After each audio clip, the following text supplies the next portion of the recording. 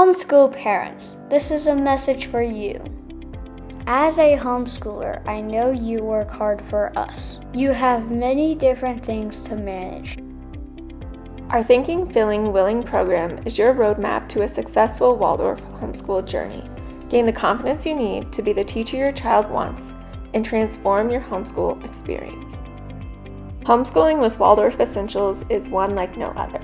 You not only have curriculum options, you can also add our Thinking, Feeling, Willing program onto your curriculum. What's in the Thinking, Feeling, Willing program? Rhythm, inner work, temperament, the Waldorf curriculum, learning and strengthening your skills in music, circle time, form drawing, handwork, painting, drawing, modeling, festivals, reading, writing, spelling, eurythmy and movement, and our bonus content. Something else you'll get when you join Waldorf Essentials that you will not find anywhere else is the community, and we all need that as homeschoolers. This is your invitation to fill your cup. We know you're rooting for us. We are rooting for you too. Hello, and welcome to our mid-year switch and mid-year evaluation podcast.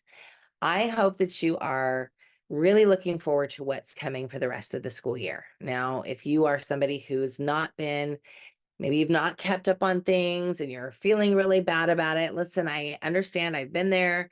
This has been a different year for us. I was hospitalized in August and the beginning of September. And so it sort of threw a lot of our plans back a little bit. And so now we're playing catch up a little. But one thing that's really important is that I don't feel stressed about it. My child doesn't feel my stress about it because I don't have any. So if you are in a space where maybe you're not exactly where you want to be, the first thing I am going to recommend to you is that you really take the time to feel good about this space. Take a deep breath and realize that it's okay where you are. You are exactly where you're supposed to be. And you're going to be sort of walking through this new space and getting yourself recalibrated, and it's all a good thing. Now, if you are exactly where you wanted to be at this time and you laid your plans and you worked your plans, that's great. That's wonderful. And you will be part of this mid-year evaluation as well. So one thing that I like to do during these mid-year evaluations is I like to ask myself some questions.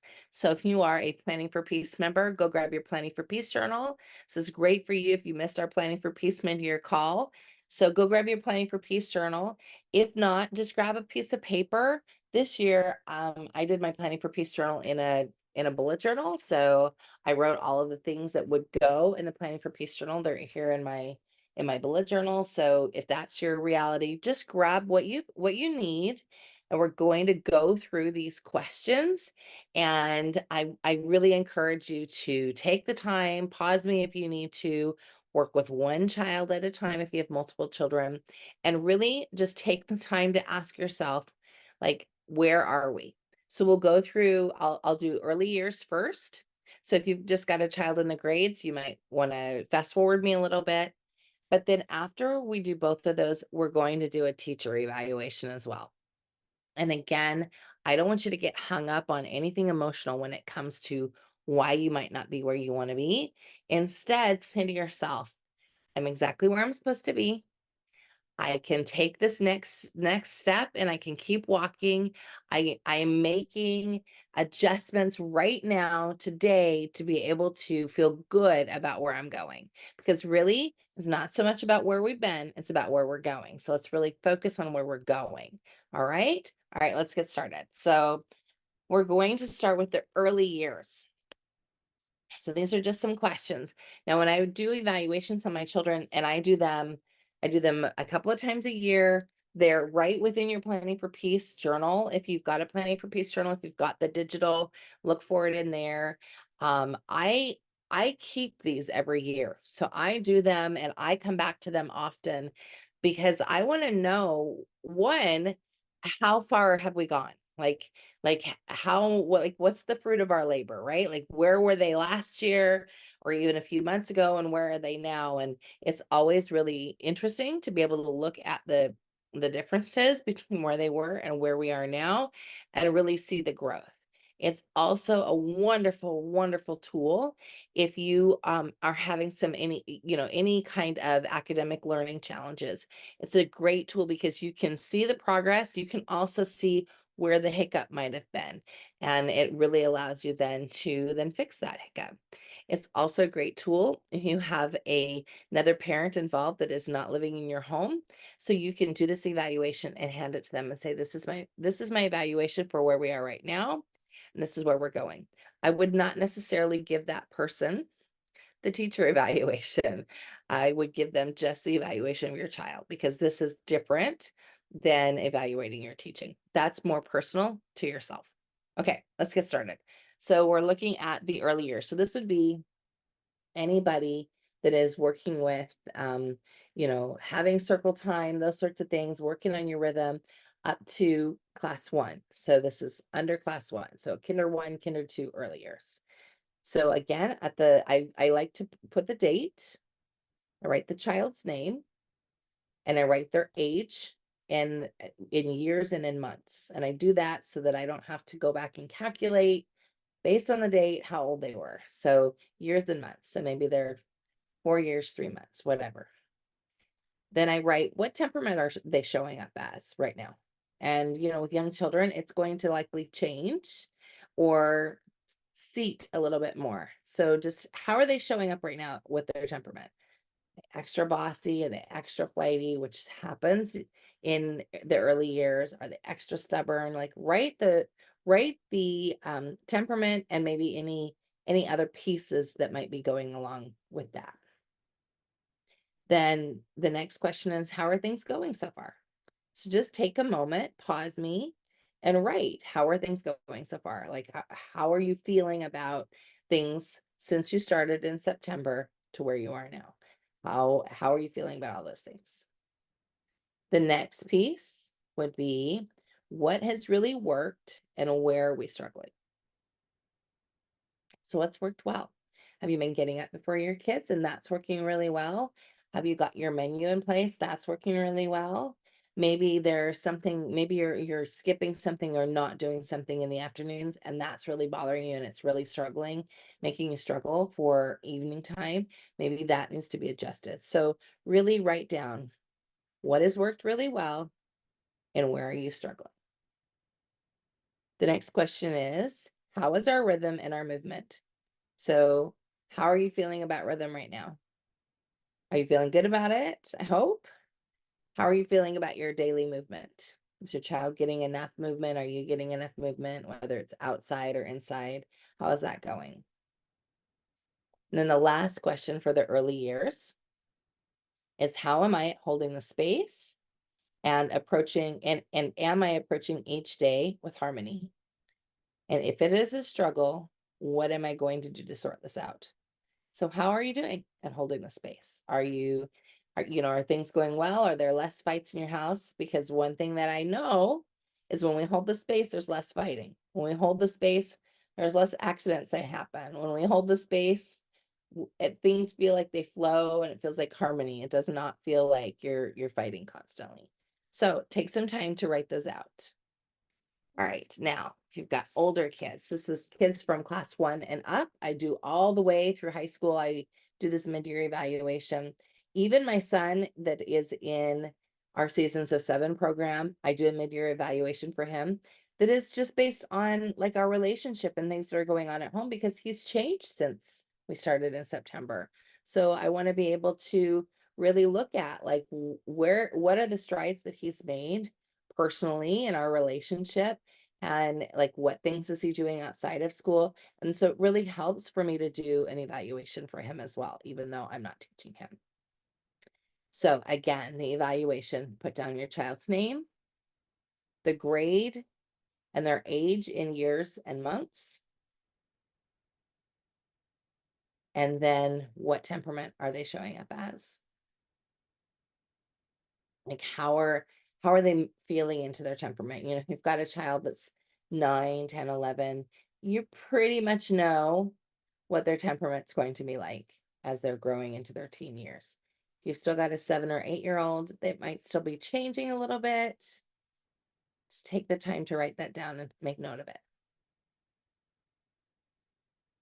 Okay, the next question is, what blocks have we not covered? So think about, and this is not like if you're in great place, it's not about, oh no, I haven't covered these things yet. It's not about that. It's just a very much, it's just for information. It's not, no emotion. It's just information.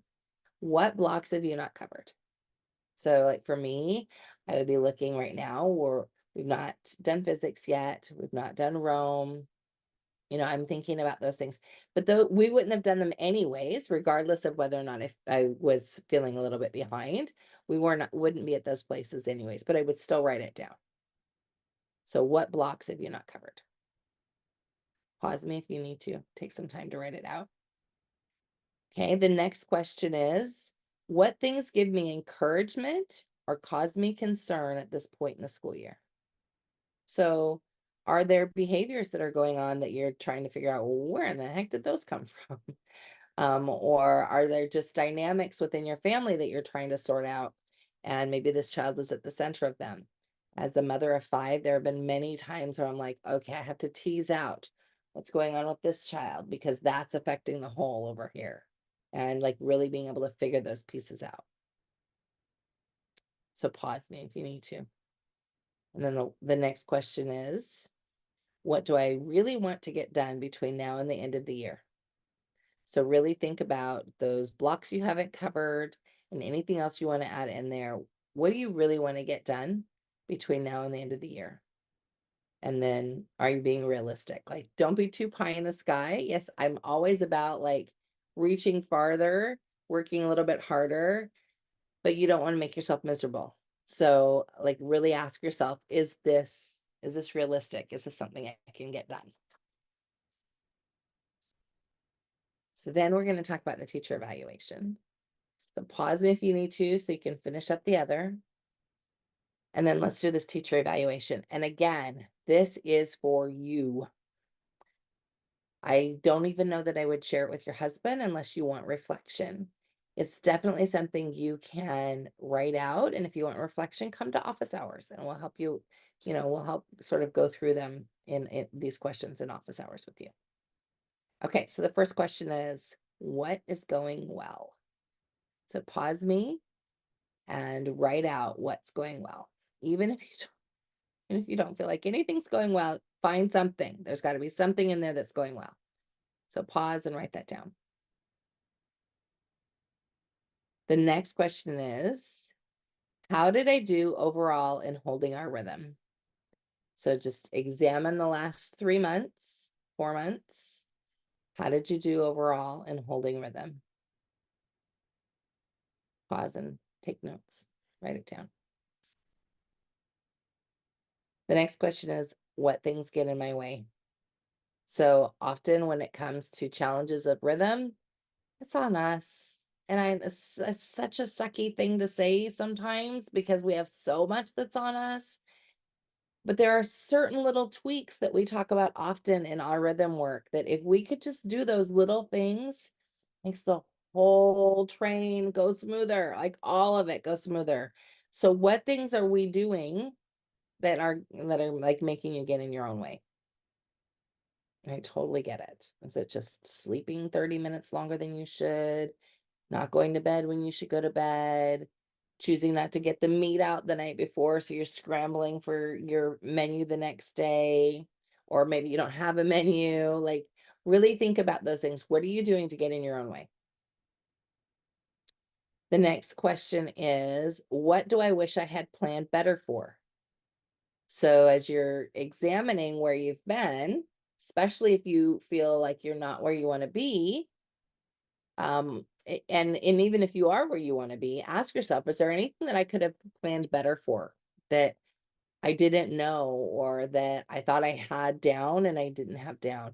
And when you're starting with say first or second grade, or you're just coming to homeschooling, you don't know what you don't know. So it's going to take you a little bit of time to get your feet wet, where you can then make yourself notes and say, okay, I know I'm going to make sure I plan better for this next time, right? Going to make sure I have plenty of activities for that kindergartner, so when I'm working with that third grader, it's not a big deal. Those kinds of things. So what things do you wish you had planned better for? The next one is, what can I do now, today, to help lessons go smoother? So what can you do before school starts? And often people say to me, I'm going to start the day after New Year's. I'm going to start. So start when you are ready to start, even if that means you're waiting a couple of weeks into January before you're ready to start. And for the Southern Hemisphere, if you're listening to this during your mid-year, like, give yourself that time that you need to give yourself. Don't start just because everybody else is starting. You could always, always, always make up time later, but you should start when you are ready.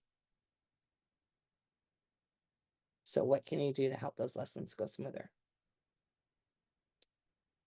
The next question is, what skills do I need to finish out the school year? So often I've said, don't start flute right away if you're not ready in September or at the beginning of the school year. Give yourself a little bit of time to learn and then bring it at the mid-year. So here we are at the mid-year. If you were one of those people that didn't start, like, have you taken the time to practice so you're ready to bring it now? And that goes with any new skill. Is there anything else that you need to know to get you through to the end of the school year? And then the very last one is just, this week I will, ... So what will you do this week to sort of help you as you're going forward? So I hope that's helpful to you. I really treasure this mid-year time. I like to use it as a time of evaluation for myself. I like to see sort of where my kids are, where I'm at. Is there anything else that I could be bringing, or that am I doing too much? Are they doing too much? It's a really good time to really step back and take a breath. I also think that it's a great time if you are coming to Waldorf or coming to Waldorf Essentials. It's a great time for that mid-year switch. So maybe you're using a different curriculum. Maybe it's not Waldorf, or it's somebody that's not our curriculum, and you're thinking, I really need to make a switch. This is a great time to do it, because you can sort of have that mid-year time. I would take a little bit of a break as you get ready, and then go ahead and switch into this new space, and really, like, take the time that you need so that you are giving beautiful lessons. One thing that I always ask myself, and it's a question that hurts, so get ready, like, would you pay for your child to go to a teacher that spent as much time as you do on lesson planning? I know, ouch, right? If the answer to that is no, then you have to ask yourself, am I spending the time that I need to spend? And if I'm not, how can I do that? Now, I understand if you've got a lot of little ones at home, you might be thinking, this lady doesn't know anything. I have 5. And my busiest year, I had 4 main lessons and an infant. I understand. I understand what it's like. I also understand what it's like to look at my spouse and say, I need time. We chose together to homeschool these children. So that means you've got to take them out of here, or I've got to leave here and go out so that I can get their planning done.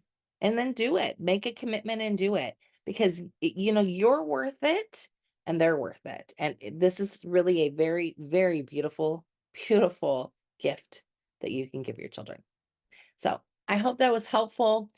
I'm inviting you to come to our office hours. If you don't have a support package, you can always come to office hours ad hoc. It's just, a small fee each time, and you can come and you can ask all the questions you want to ask, and we are there and happy to answer them for you. We also have Planning for Peace a few times a year. We just had the mid-year, and we'll have a little end of the year kicking off to the new year one in March, April timeframe. And then, we'll start planning the next school year at that point in time. And we plan it in pieces and bits so that you don't have to do it all at once, and you're not overwhelmed by all of it at once. And you really have the time and the space and the ability to bring this curriculum and all of its beauty to your child the way it should be. So I encourage you, take the time to plan, take a deep breath. If you're feeling like you're in the weeds, come to office hours, let us help you. Really just take the time to meditate and get in the space that you need to be in so that you can be this beacon for your children and for your family. And thank you again for joining me. We'll talk to you later. Bye. This is one of my favorite times of year. Yes, it's the holidays, but it's also a time where families decide to do the mid-year switch. And the mid-year switch is when you think about where you started the year off with your child and you realize that maybe it's not working as well as you expected or as well as you aspired. And so we get lots of calls about families asking, hey, is it possible to switch to seasons of 7 mid-year? The answer is absolutely yes. The vision of education has changed. More and more families have seen the benefits of homeschooling and are choosing a different life. Our desire is to bring together qualified teachers with families who are yearning for a Steiner-centered experience. We are a worldwide virtual school. Our goal is to give every child the opportunity to have a true Steiner-centered education at an affordable price, all while allowing families the flexibility to follow their passions. We invite you to attend our question and answer or send us an email with all your questions and start envisioning how Seasons of 7 can help your family live their best life.